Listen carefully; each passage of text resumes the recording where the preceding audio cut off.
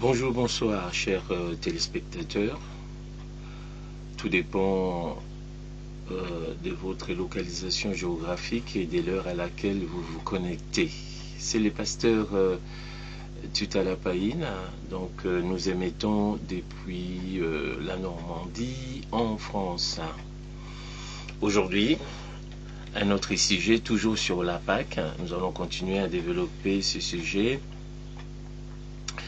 Et pour commencer, nous allons prier les seigneurs. Père, nous te bénissons. Nous voulons te donner toute la gloire pour ces moments bénis. Merci Seigneur pour la présence du Saint-Esprit qui nous conduit. C'est lui le paraclet, l'enseignant qui nous révèle qui est Dieu, qui nous révèle ta pensée, qui nous instruit. Et je voudrais te remercier Père pour cela. Pour cette occasion bénie, beaucoup n'ont pas cette possibilité. Mais je te remercie pour toute la grâce des dieux qui va, au travers de ce message, qui va atteindre les uns et les autres. À toi la gloire. Merci Seigneur Saint-Esprit pour la propagation de cette parole qui doit atteindre jusqu'aux extrémités de la terre. Tu bénis ces moments. Nous avons besoin de ton onction sur ta parole. J'ai besoin de ton onction pour te servir. Et laisse que, Seigneur Saint-Esprit, tu contrôles toutes choses maintenant, dans le nom puissant et glorieux de Jésus. Amen. Donc aujourd'hui, nous avons un sous-thème, la délivrance de l'idolâtrie. Les enfants d'Israël, ils ont été non seulement sous l'esclavage, la servitude tout à fait physique, morale, et puis ils étaient accablés, n'est-ce pas, par beaucoup de travaux, mais ils étaient aussi politiquement sous servitude. Donc ils étaient étrangers, et quoique la plupart ils sont nés en Égypte, donc ils sont aussi égyptiens quelque part, mais il y avait une différence entre les enfants d'Israël et les Égyptiens. Donc ils ont souffert l'emprisonnement spirituel incarné par la personne de Pharaon qui ne connaissait pas Dieu, parce que c'est lui qui était là sous le dernier Pharaon, ne connaissait pas Dieu, et il n'a pas connu non plus Joseph. Donc voilà, et nous allons partager ces moments, les jours de la délivrance. Donc nous allons parler de cette corruption spirituelle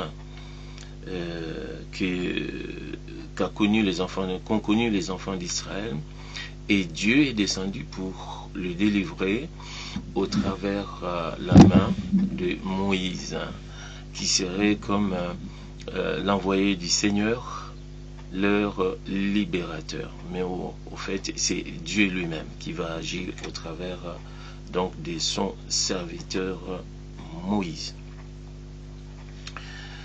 Alors, nous allons regarder tout de suite la parole de Dieu dans Exode, au chapitre 12, le verset 12. Qu'est-ce que nous lisons? Cette nuit-là, je passerai dans le pays d'Égypte, et je frapperai tous les premiers-nés du pays d'Égypte, depuis les hommes jusqu'aux animaux, et j'exercerai des jugements contre tous les dieux de l'Égypte. Je suis l'Éternel. J'exercerai des jugements contre tous les dieux, les petits dieux, n'est-ce pas, d'Égypte. Vous savez que dans Romains au chapitre 13, les versets 1 et 2, la Bible déclare que toute autorité vient de l'Éternel. Ok, toute autorité vient de l'Éternel. Jésus a parlé un jour dans Matthieu au chapitre 6, verset 24, nul ne peut servir deux maîtres.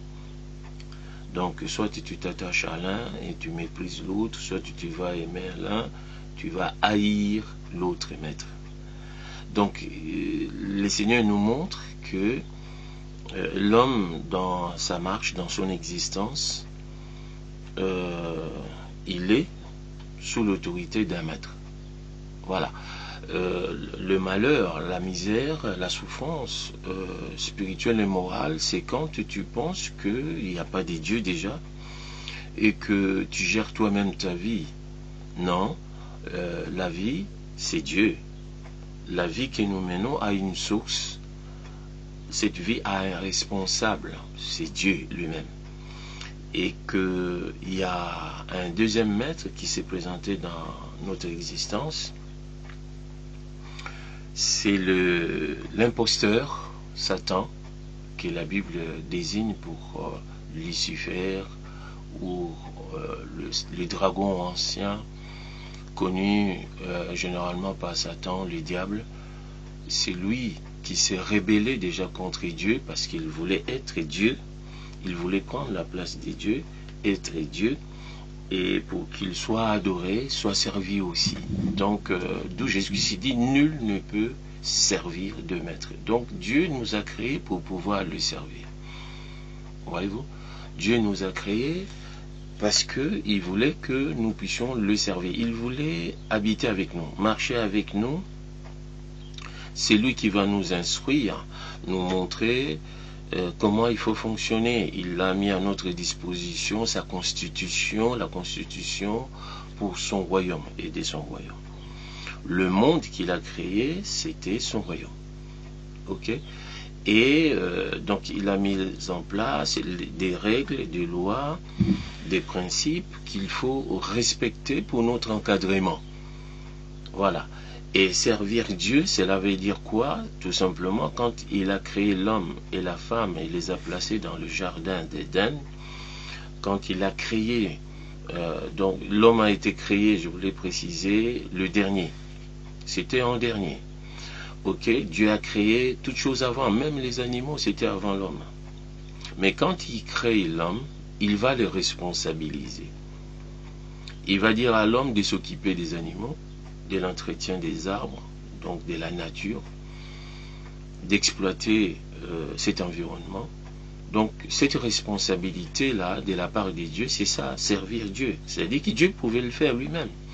Mais il responsabilise l'homme, quand je dis l'homme, l'homme et la femme, pour s'en occuper. C'est ça, servir Dieu. Donc servir Dieu ne se cantonne pas simplement dans l'église, à prêcher la parole ou autre chose. Non, notre vie, quand tu vis ta vie, Dieu t'a amené dans ce monde, dans le but de... Tu es comme le prolongement de Dieu. Dieu vit en toi et il agit en toi au travers le don, les talents, la compétence qu'il t'a donné. Dieu est dedans. Tu vois, Dieu est dedans. Tu es en train de le servir. On doit prendre conscience de cela, c'est très important. Servir Dieu, c'est pas que l'église, c'est pas la prêche, c'est pas que l'évangélisation. Non. Servir Dieu, c'est de notre vivant dans le cadre de vie dans lequel nous vivons, ce que nous faisons. Nous sommes au service de Dieu. C'est pour cela que Paul va dire, même le magistrat, il agit de la part de Dieu. Le parent, papa, maman, ils sont les représentants des dieux sur la terre. Donc le premier pasteur ou la première servante, il dit Seigneur, pasteur femme, dans le monde, c'est pas à l'église, c'est dans la famille. C'est papa et maman, c'est le premier pasteur, les premiers responsables. Donc tout ce que nous faisons là, l'éducation des enfants, élever les enfants, nous sommes en train de servir Dieu. Nous les représentons physiquement. Voilà. Donc c'est très important de prendre conscience et de comprendre cela pour que chacun puisse savoir que nous sommes redevables à Dieu et que nous dépendons de lui et que nous devrons rester connectés à lui, ok, pour bien agir, pour être bien coaché par le Saint-Esprit de Dieu qui doit nous piloter dans toutes choses et qui prend en journée nos vies et qui prend nos nuits en charge. Voilà. Ok, donc ça c'est très important. Je ferme la parenthèse. Donc Dieu descend, selon Exode au chapitre 3 déjà, la Bible déclare, voilà ce que Dieu a déclaré. Je voudrais vous les lire encore pour se rafraîchir la mémoire. L'Éternel l'Éternel Dieu dit à Moïse, j'ai vu la souffrance de mon peuple qui est en Égypte, et j'ai entendu les cris que lui font pousser ses oppresseurs, car je connais ses douleurs, je suis descendu pour le délivrer de la main des Égyptiens. Donc voilà ce qu'il en est, donc c'est clair et net, Dieu est descendu et il va agir au travers de son serviteur Moïse, et qui va associer son frère Aaron. Donc les deux vont agir dès la part de Dieu. Et Pharaon, il est là. Lui, il n'a pas conscience qu'il est là aussi de la part de Dieu. Ce n'est pas un hasard parce que toute autorité vient de Dieu. Mais lui, il avait choisi de servir ou d'agir dans sa royauté sans Dieu.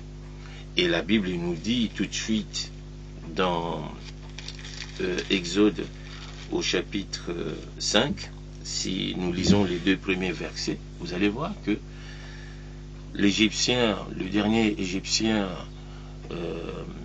qui va vivre la libération des enfants d'Israël, regardez ce que la Bible nous révèle ici. Moïse et Aaron, le verset 1, se rendirent ensuite auprès de Pharaon et lui dirent, ainsi parle l'Éternel, le Dieu d'Israël, laisse aller mon peuple pour qu'il me célèbre au désert une fête en mon honneur. Pharaon répondit, qui est l'Éternel pour que j'obéisse à sa voix en laissant aller Israël? Je ne connais point l'Éternel et je ne laisserai point aller Israël. Voilà.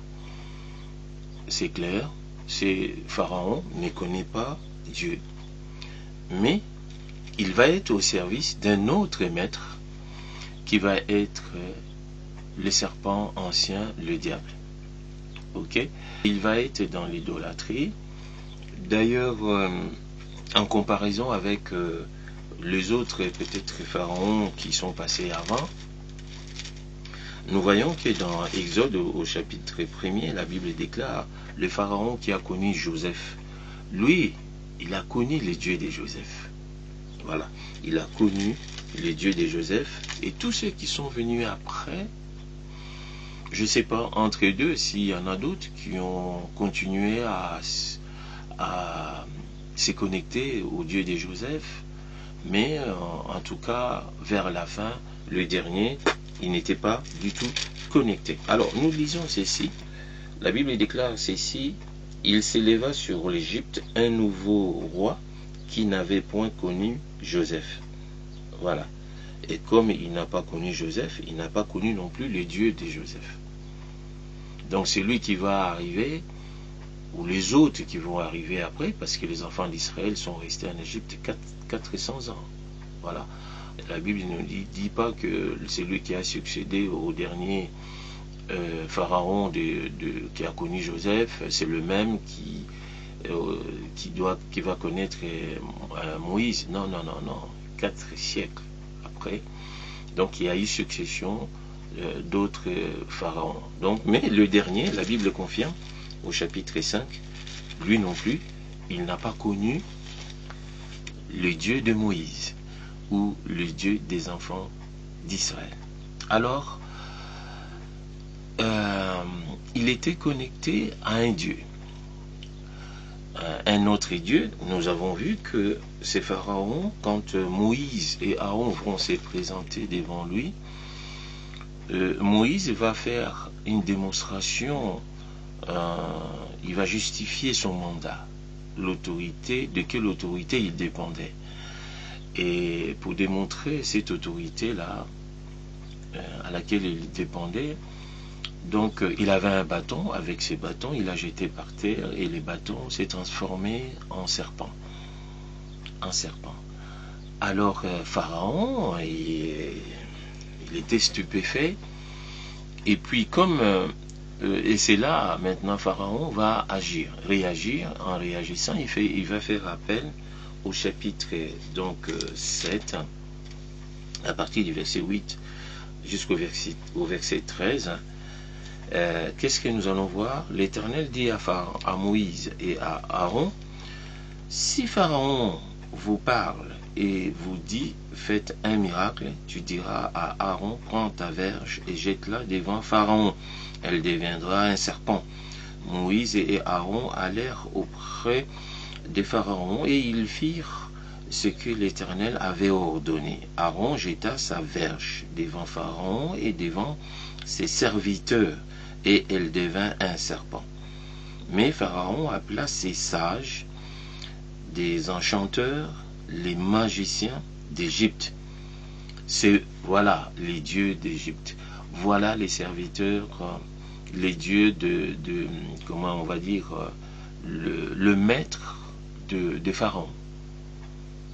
Et ces maîtres sont représentés ici par les sages, les enchanteurs, les magiciens. Eux aussi en firent autant par leur enchantement. Ils jetèrent tous leurs verges, et elles devinrent des serpents, et la verge d'Aaron engloutit leurs verges. Le cœur de Pharaon s'endurcit, et il n'écouta point Moïse et Aaron selon ce que l'Éternel avait dit. Voilà, nous voyons ici, nous avons la révélation sur la personne de la spiritualité de Pharaon. Pharaon s'appuyait sur les magiciens. Il s'appuyait sur les astrologues. Il s'appuyait sur les devins. Voilà. Et donc il les consultait pour gérer son royaume. Sur le plan spirituel, pour connaître, avoir des directives. Voilà. Il avait besoin de la sagesse qui lui donnait ses devins. Voyez-vous? Donc, ceci confirme que nul ne peut servir de maître, c'est-à-dire que chacun a un maître qu'il sert. Que tu le veuilles ou pas, tu as un serviteur qui agit, qui est ton maître et qui dirige ta vie, qui gère ou qui domine ta vie. Quand tu sais que tu es allé vers Dieu, Dieu vient vers nous, tu l'as rencontré dans la personne de Jésus-Christ, Jésus-Christ deviendra ton maître. Ok? Ton Dieu que tu serviras. Et beaucoup plus tard, quelques années plus tard, quand les enfants d'Israël sortiront de l'Égypte, dans le désert, le Seigneur va les instruire et va leur donner ce qu'on appelle les 10 commandements au travers de son serviteur, le prophète, comment il s'appelle, Moïse.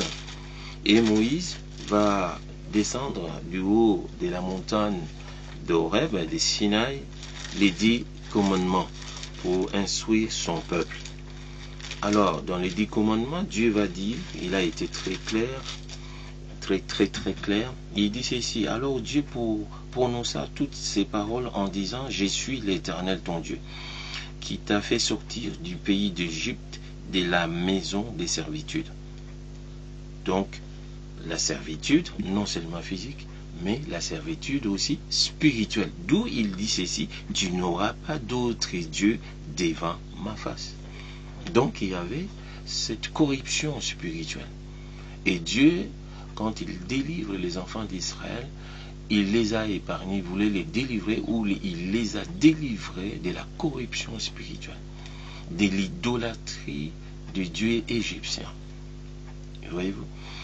Et il dit, tu n'auras pas. Et donc il rappelle, il donne maintenant des consignes, des instructions, une ordonnance ici. Il dit, tu n'auras pas d'autre Dieu devant ma face. Donc les Égyptiens, ils avaient plusieurs dieux. Ils invoquaient plusieurs dieux. Ils se prosternaient devant différents dieux. Or, le Dieu d'Abraham, d'Isaac et de Jacob, il est l'Éternel Dieu, le seul, le véritable. Et il interdit son peuple de ne pas avoir d'autres dieux ou d'autres maîtres. Tu ne te feras point d'image taillée, ni de représentation quelconque des choses qui sont en haut dans les cieux, et qui sont en bas sur la terre, et qui sont dans les eaux plus bas que la terre. Dans les eaux, nous avons des sirènes, ok? Nous avons les dieux de l'air ou des airs, voyez-vous? Et nous avons des idoles, soit des hommes, soit des statues, des idoles, voyez-vous? Où il y a les dieux de feu, par exemple, ok? Tu ne te prosterneras point devant elles et tu ne les serviras point, car moi, l'Éternel, ton Dieu, je suis un Dieu jaloux, qui punit l'iniquité des pères sur les enfants jusqu'à la 3e et à la 4e génération de ceux qui me haïssent, et qui fait miséricorde jusqu'à 1000 générations à ceux qui m'aiment et qui gardent mes commandements. Voilà, Dieu vient de donner des commandements à Moïse qu'il doit pour partager cela avec les enfants d'Israël. Et désormais, depuis, tout chrétien s'appuie sur ce commandement et nous avons un seul Dieu et que nous devrons adorer et servir. Ok? Alors, nous retournons en Égypte. Au vu de ça, Dieu dit dans Exode 12:12 que il va sanctionner Pharaon et il va sanctionner les dieux d'Égypte, les idoles. Pourquoi? Parce qu'il voulait absolument, il est jaloux, il dit que je suis un Dieu jaloux. Et il ne voulait pas, il n'a pas accepté la corruption de son peuple par l'idolâtrie des Égyptiens. Voyez-vous, les enfants d'Israël ont commencé ils étaient intégrés quand même dans la société égyptienne. Donc beaucoup ont appris à adorer les dieux égyptiens. Ils n'ont connu que le Dieu égyptien. D'ailleurs, la preuve, Moïse, quand il devrait aller se présenter d'une part auprès de Moïse, mais il devrait d'abord se présenter auprès des anciens, des enfants d'Israël. Il était conscient de la réflexion qui l'attendait, parce qu'ils vont lui dire, mais de quel Dieu tu nous parles? Quel est ce Dieu qui t'a envoyé? Et s'il me demande quel est son nom, qu'est-ce que je dois pouvoir répondre? Voyez-vous? Donc les enfants d'Israël ne connaissaient pas, ils n'avaient pas encore la révélation du Dieu d'Abraham, d'Isaac et de Jacob. Certains, peut-être la première génération, mais 400 ans plus tard, beaucoup n'ont pas connu. Ils n'avaient plus la révélation de Dieu d'Abraham, d'Isaac et de Jacob. Ils n'ont connu que le Dieu égyptien. Il faut être suffisamment clair à cause de leur intégration, leur naissance en Égypte.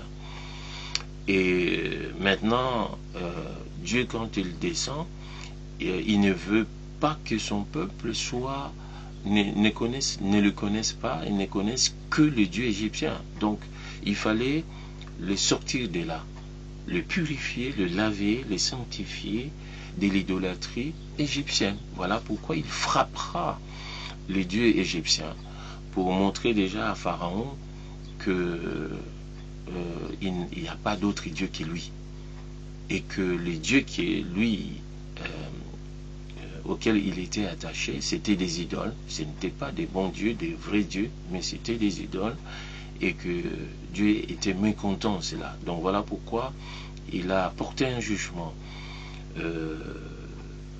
correctif contre le Dieu égyptien. La Bible nous dit ceci, que ces jours-là, au travers la Pâque, le sacrifice de l'agneau pascal, d'abord, Dieu va porter un jugement sur les premiers-nés d'Égypte. Ils vont être frappés. Ok? Maintenant, les idoles, les dieux égyptiens, comment on appelle cela, les magiciens, les médiums, les astrologues, beaucoup aussi sont morts ces jours-là. Beaucoup sont morts. Et les hauts lieux d'Égypte, Dieu devrait aussi les détruire, mais il ne les a pas détruits le même jour.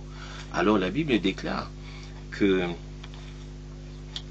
on va lire deux textes, je vous donne deux textes, dans Nombre 33, les 4 premiers versets. Nombre 33. Voici les stations des enfants d'Israël qui sortirent du pays d'Égypte selon leur corps d'armée, sous la conduite de Moïse et d'Aaron. Moïse écrivit leur marche de station à station d'après l'ordre de l'Éternel. Et voici leur station selon leur marche. Ils partirent de Ramsès, le premier jour, Ramsès c'est en Égypte, le 15e jour du premier mois, le lendemain de la Pâque, les enfants d'Israël sortirent la main levée à la vue de tous les Égyptiens. Et les Égyptiens enterraient ceux que l'Éternel avait frappés parmi eux, tous les premiers-nés, les points-virgules. L'Éternel exerçait aussi des jugements contre leur Dieu. Maintenant, regardez dans Jérémie 43, versets 12 et 13, nous lisons ceci. Je mettrai le feu aux maisons des dieux de l'Égypte. Nebuchadnezzar les brûlera. Il amènera captives les idoles. Il les enveloppera du pays d'Égypte comme les bergers s'enveloppent de son vêtement, et il sortira de là en paix. Il brisera les statues de Beth-Shemesh au pays d'Égypte, et il brûlera par le feu les maisons des dieux de l'Égypte. Donc, tout ce qui n'a pas été brisé, brûlé à l'époque, tout ce que Dieu n'a pas touché à cause d'une seule nuit de délivrance, le Seigneur avait envoyé son serviteur, Nebuchadnezzar, qui a été aussi en Égypte pour faire le travail, pour finir le travail. Lui, il a mis les feux sur les maisons, les temples des dieux égyptiens. Il a mis les feux là-dedans. Hein? C'est le jugement des dieux. Voyez-vous? Donc c'est aussi pour nous enseigner que, attention, dans la Pâque, Dieu vient nous délivrer des alliances que nous faisons à cause des traditions, à cause de nos traditions, culture et traditions. Nous faisons des alliances à cause des pactes que nous signons avec, dans des loges. Hein, dans des loges, nous allons voir des sorciers, des magiciens, comme on dit, des marabouts, et nous faisons des pactes avec ces gens-là. C'est des idoles. Ouais, nous pactisons avec eux, nous établissions des alliances avec ces gens-là, ils deviennent nos maîtres, sans le savoir. Ou vous le savez, consciemment aussi, puisque ces gens-là, des fois, nous demandent de signer une alliance, de signer le pacte. Donc, consciemment ou inconsciemment, nous sommes devenus esclaves donc, de dieux étrangers, autres que Dieu, le véritable et vivant. Et Dieu, donc, est obligé de sanctionner ces dieux-là et de nous sortir, de nous libérer, de nous délivrer, de nous libérer de cet assujettissement, c'est-à-dire de cet esclavage, de la sorcellerie, de cet esclavage, de l'idolâtrie, donc de la magie. Il y a la magie partout. Il y a la magie indienne, la magie européenne, la magie blanche, il y a la magie rouge, il y a la magie noire, tout ça. Il y a des sectes, il y a des loges, tout ça, vous savez de quoi je parle. Et quand on y va, c'est parce que on a accepté de vendre son âme et avec à un autre Dieu, à un autre maître. Donc Dieu frappe tous ces dieux-là.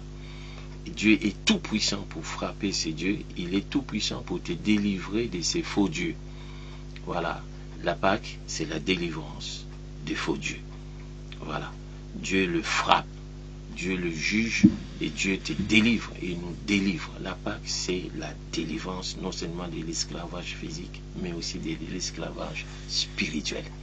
Ok, de l'idolâtrie, quelle qu'elle soit cette idolâtrie, Dieu a la puissance de te délivrer, de te sortir de là. Et souvent, quand on signe des pactes, il y a des conditions. Et souvent, on a peur de quitter la loge ou de quitter des peurs de mourir. Mais sachez-le que Christ a payé les prix de ta délivrance à cause de cette peur de domination qui te lie de cet emprisonnement. La Bible déclare dans Hébreux au chapitre 2, versets 14 et 15. Ainsi donc, puisque les enfants participent au sang et à la chair, il a également participé lui-même afin que par la mort, il rende impuissant celui qui avait la puissance de la mort, c'est-à-dire le diable. Ainsi, il délivre tous ceux qui, par crainte de la mort, étaient toute leur vie retenus dans la servitude. Donc Satan maîtrise les gens par le lien de la mort, le lien de la peur, de la crainte, pour les dominer, les assujettir. Mais la Bible nous dit que Dieu a rendu Satan impuissant. Il l'a réduit à l'impuissance. Il l'a vaincu. Puisqu'il l'a vaincu, il a triomphé de lui. Il triomphe désormais aussi de tous ces pactes-là. Ok, de toutes ces choses qui dominaient sur toi, tu avais peur de cela. Non, n'aie pas peur. Viens à Jésus-Christ. Tu ne mourras pas. Tu ne mourras pas. La puissance de la Pâque te délivre et te sort de là. Tu peux jeter ta magie, ton talisman. Tu ne mourras pas si tu acceptes Christ comme Seigneur et Sauveur. D'accord? Alors, il y a autre chose que je voulais dire aussi, c'est que Jésus-Christ, dans la Pâque, non seulement il nous délivre de dieux étrangers ou des idoles, mais il nous délivre aussi de l'emprisonnement.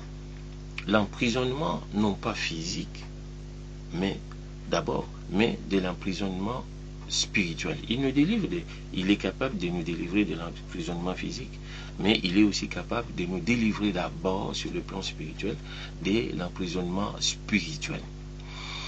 Je prendrai déjà deux exemples dans l'Ancien Testament. Les cas, par exemple, de Joseph. Vous savez que Joseph, jalousé par ses frères, quand ils l'ont vu venir, alors que leur papa, Jacob, a envoyé Joseph apporter à manger à ses frères, dès qu'ils l'ont vu, parce que Dieu avait choisi Joseph et lui avait donné un don.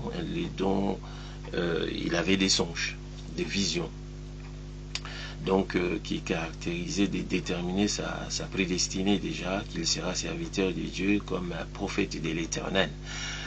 Et donc quand ils l'ont vu venir, les 11 ont décidé de sauter sur lui, de l'arrêter et de le tuer.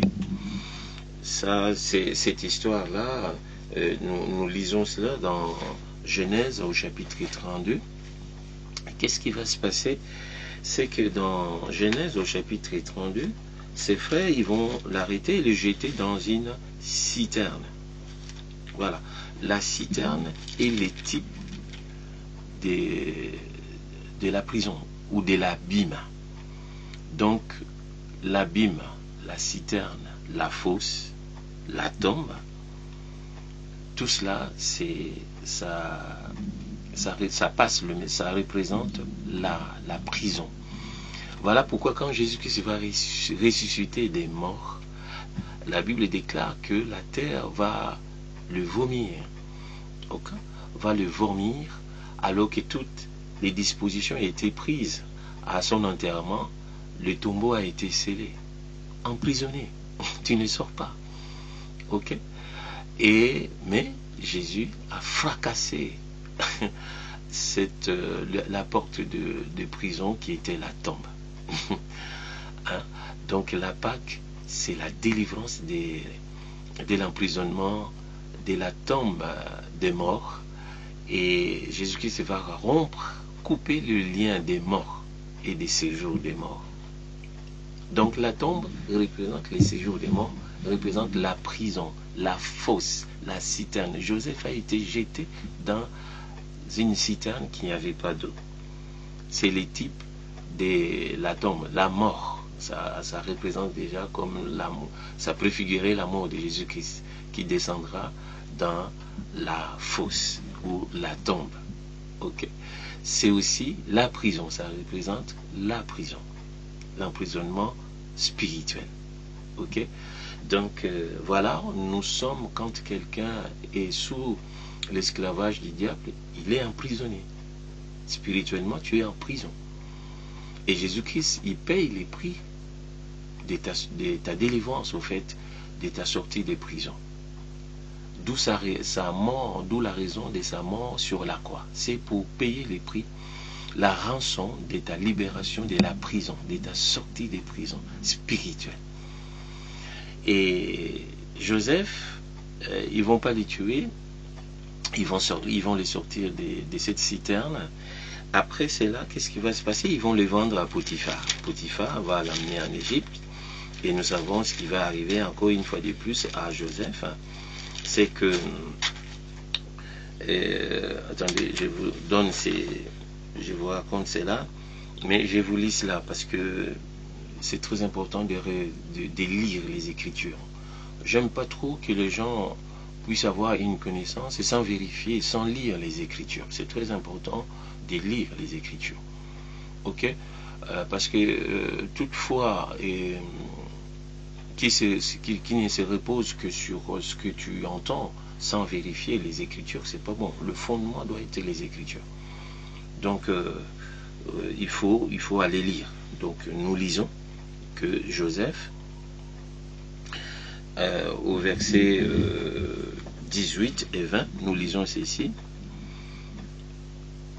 Donc les frères de Joseph, ils les virent de loin, et avant qu'ils soient près d'eux, ils complotèrent de le faire mourir. Ils se dirent l'un à l'autre, voici les faiseurs des songes qui arrivent. Venez maintenant, tuons-le et jetons-le dans une des citernes.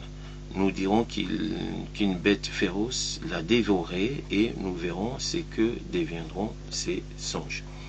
Et ils vont le jeter, n'est-ce pas, dans cette citerne à partir du verset 23.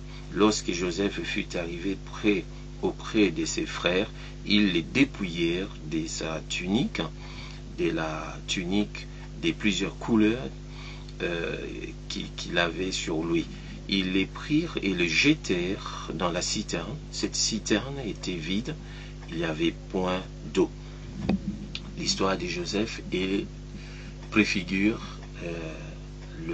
l'histoire de Jésus-Christ qui sera arrêté, lui aussi, jeté en prison. Vous savez que Jésus-Christ a fait cette nuit-là où il fut arrêté. Il a été mis dans la prison à côté de la maison du souverain sacrificateur. Voilà pourquoi, quand on a arrêté les apôtres et tous les chrétiens du premier siècle, là, au début, mais on les jetait dans la même prison où Jésus-Christ a été mis. Jésus-Christ a été mis en prison.